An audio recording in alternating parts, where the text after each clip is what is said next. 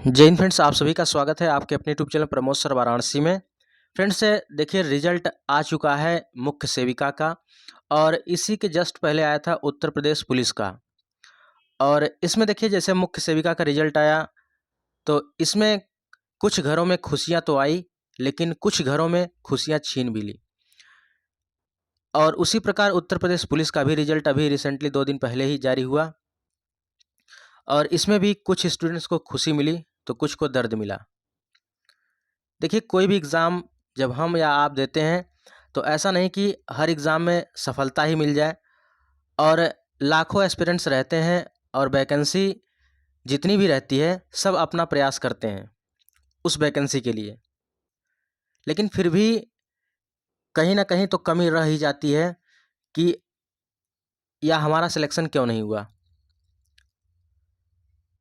प्रयास तो सब लोग अपने हिसाब से करते ही हैं, अपने अनुसार सब लोग अपना प्रयास करते हैं। कोई भी प्रैक्टिस सेट हो या कोई भी किताब हो, मतलब हर तरीके से प्रयास करते हैं इस एग्ज़ाम को हमको क्रैक करना है।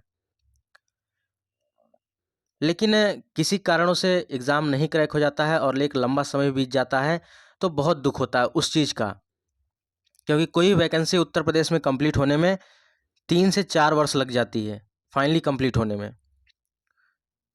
तो एक भर्ती में जब सिलेक्शन नहीं होता है तो वह एक सिर्फ भर्ती ही नहीं रहती है, आपका 3 से 4 साल का उसमें कड़ी मेहनत रहती है।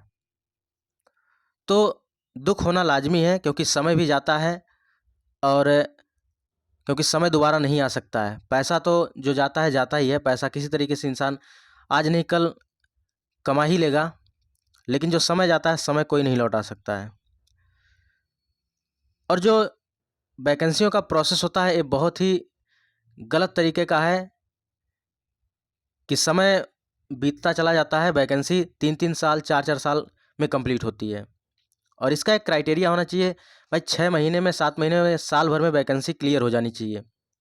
जिसका नहीं होगा अपना दूसरा एग्ज़ाम देखेगा, दूसरा कोई जो भी इनिशिएटिव जो भी काम करना चाहेगा काम कर सकता है, या जो भी स्किल सीखना चाहे सीख सकता है। लेकिन अब एक वैकेंसी में मान लीजिए लगे हैं, रिजल्ट आने वाला है आने वाला है आने वाला है, इसी तरह करते करते 1 साल 2 साल 3 साल और रिजल्ट आता है, फिर डीबी होता है, फिर फाइनल में क्या पता चला 4 साल बाद बाहर हो गए।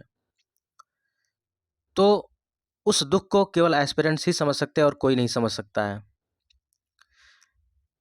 देखिए यहाँ पर मुख्य सेविका में जो है 2567 पदों पर भर्ती निकाली गई थी और जो कल रिजल्ट आया है इसमें 8337 अभ्यर्थी शार्ट लिस्ट हुए हैं। और यहाँ पर देखिए 126 पदों को जो है खाली रखते हुए 2567 पदों पर भर्ती की प्रक्रिया आगे बढ़ा दी गई है। तो डीबी के लिए नोटिस बहुत जल्द आपको देखने को मिल जाएगा, तो अपने डॉक्यूमेंट वगैरह सब कुछ रेडी कर लें। जो लोग इसमें सिलेक्ट हो गई हैं उन सभी को बधाई हो और आप अंतिम पड़ाव तक पहुँचे और आपका फाइनली सिलेक्शन हो जाए, ठीक है। और उत्तर प्रदेश पुलिस में जिनका नहीं हो पाया है, आप लोग पेशेंस बनाए रखिए, वैकेंसी आपको जल्द ही देखने को मिलेगी, ठीक है। और आप लोग तैयारी करते रहिए, तैयारी जो आपने किया है वो बेकार नहीं जाएगी। आप कंटिन्यू पढ़ते रहिए, जो वैकेंसी आ रही है उसमें आप 100% जहाँ कमी रह गई उसको आप अ, सोचिए कहाँ कमी रह गई, उसको ढूंढिए और उस पर बार बार प्रैक्टिस करिए, क्योंकि प्रैक्टिस के द्वारा ही उस कमी को दूर किया जा सकता है। और इस तरह से हार मान के बैठ जाने से कुछ नहीं मिलेगा। और असफल होते ही है असफल होते हैं तो हम निराश हो सकते हैं, लेकिन असफल होने के बाद प्रयास करना छोड़ देते हैं तो जीवन बर्बाद हो सकता है, क्योंकि आपने इतना समय इस पढ़ाई के पीछे दे दिया है और अब यहाँ से आप नहीं क्विट कर सकते हैं, ठीक है। तो आपको अपने आप को मोटिवेट रख कर आपको लगे रहना है। चलिए इस एग्ज़ाम में नहीं हुआ, लेकिन जो आने वाला एग्ज़ाम है उसमें कोई भी मलाल ना रहे कि मेरे अंदर कमी है इस वजह से मेरा एग्ज़ाम नहीं क्वालिफाई हुआ। उसमें अपना 100% पूरी देने की कोशिश करिए। और जो नेक्स्ट एग्ज़ाम रहे, जो भी आपका टारगेट है नेक्स्ट एग्ज़ाम, चाहे जो हो सकता है, चाहे यूपीआरओ हो सकता है, जूनियर असिस्टेंट हो सकता है, स्टेनोग्राफर हो सकता है, वीपीओ हो सकता है, कुछ भी आपका एग्ज़ाम हो सकता है, उसके लिए अच्छे से पढ़िए। और ऐसा नहीं किताब पूरा रट डालेंगे तो सिलेक्शन हो जाएगा, ऐसा कुछ नहीं है। एग्ज़ाम का सिलेबस निकालिए, प्रीवियस एग्ज़ाम को प्रीवियस पेपर को देखिए और टू द पॉइंट आप फिर से शुरुआत करिए। और जो जो चीज़ें आती हैं उसको हाईलाइट किए होंगे, और जो चीज़ नहीं आती उसका एक अलग से नोट्स बना लीजिए, उस पर अच्छे से प्रैक्टिस करिए, तो निश्चित रूप से वो कमी दूर हो जाएगी और सिलेक्शन हो जाएगा। ठीक है, और मिले हुए समय को अच्छा बनाएं। अगर अच्छे समय की राह देखेंगे तो पूरा जीवन ही कम पड़ जाएगा। तो ये बात बिल्कुल सही है, क्योंकि कोई भी समय रहता है वो ख़राब नहीं होता है,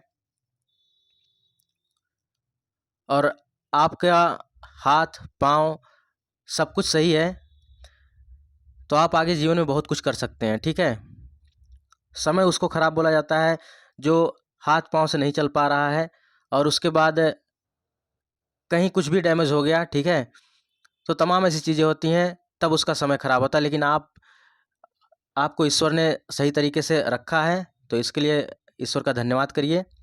और ठीक है, जिनका मुख्य सेविका में नहीं हुआ, अपना जो भी आगे का लक्ष्य है, आगे का प्लानिंग करिए, कैसे पढ़ना है, जो भी एग्ज़ाम हो उसके लिए डेडिकेट होकर पढ़िए और निराश बिल्कुल ना हो, क्योंकि ऐसा नहीं है कि एक रिजल्ट में नहीं हुआ तो ज़िंदगी बर्बाद हो गई। ठीक है, तो जो नेक्स्ट आपका एग्ज़ाम है उसके लिए डेडिकेट होकर अच्छे से लगे रहिए, इस बार कोई कमी ना रहे। बस ये चीज़ आप दिमाग में रख लीजिए कि अगली बार जब एग्ज़ाम दें तो उस रेस में सबसे आगे रहें। ये आप अपने मन में बैठा लीजिए और डेडिकेट होकर अपने लक्ष्य के प्रति लग जाइए। निश्चित रूप से सफलता आपके हाथ लगेगी। ये मेरी शुभकामनाएं हैं।